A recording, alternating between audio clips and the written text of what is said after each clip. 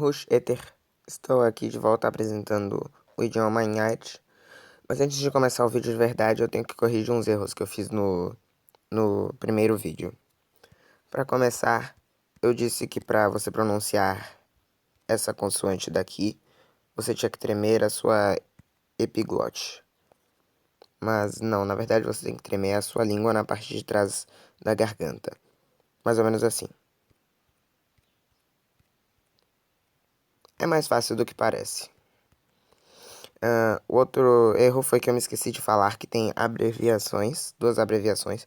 No caso, para você não ter que escrever isso, para você falar tche, você escreve só isso. E para falar je, você não escreve isso. Você só escreve isso daqui.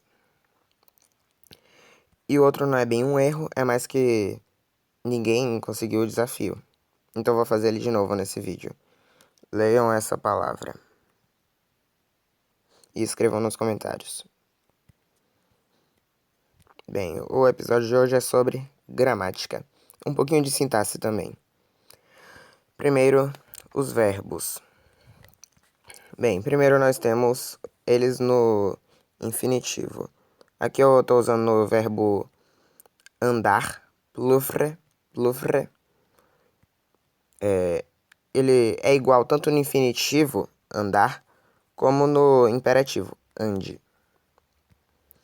Depois nós temos o pretérito, pluve. Se escreve, o sufixo é vi, só que eu não coloquei 2 vezes por motivos bem óbvios. Aqui, andei. Depois nós temos o presente, pluvge, ando. Depois pluvra, que é no futuro, andarei. E depois tem as versões não temporais, que não são exatamente tempos. Aqui, a condicional, pluvnin, andaria, e pluvj, que é andando, o gerúndio. E também tem como colocar num passado muito distante, colocando um A antes, um A com um macron, para dizer que você demora um pouquinho mais falando nele. A pluvi. Eu me esqueci dos acentos. Enfim, é andara, mais ou menos, no português. A pluvra, que é uma coisa bem no futuro. Pluvras, que seria eu andaria no futuro, ou seja, eu estou juntando o gerúndio. Não, desculpe. Sim, eu vou estar andando, na verdade, no futuro. Eu juntei o pluvj com o pluvra. Então virou pluvras. E também tem como fazer umas misturas bem grandes. A pluvnind, que seria eu ficaria andando num passado distante. Depois nós temos adjetivos e advérbios. Aqui, para tornar alguma coisa num adjetivo, você simplesmente coloca o sufixo mi. Por exemplo, druja, que significa gosma, viraria drujami, que significa gosmento. Mas confiante é diferente de confiável. E os dois seriam baseados na mesma palavra, confiança.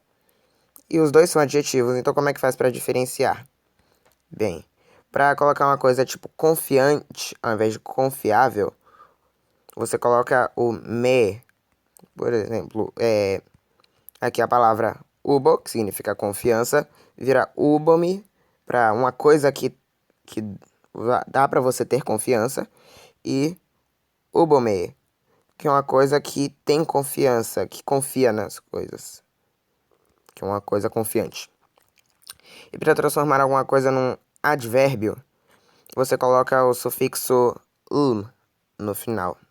Por exemplo, ka, aqui, ka significa festa e calm significa festilmente.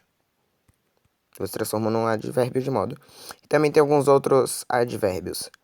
Chi, que significa sim. Nan, que significa não. Kati, que significa ontem. Akyati, num passado.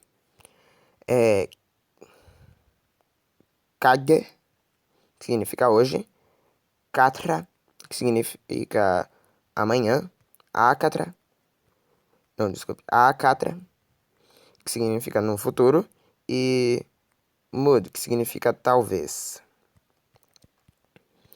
E algumas regras aqui de como escrever as coisas. Que nem em boa parte das línguas você coloca o sujeito primeiro, depois o verbo e depois o paciente. Por exemplo, João, o sujeito, foi comprar, o verbo, e pão, o paciente. E que nem no português, e diferente de algumas outras línguas como o próprio inglês, você coloca primeiro o sujeito e depois o adjetivo. Por exemplo, pão gostoso. Pão é o substantivo e gostoso é o adjetivo. E você coloca os advérbios sempre depois do verbo.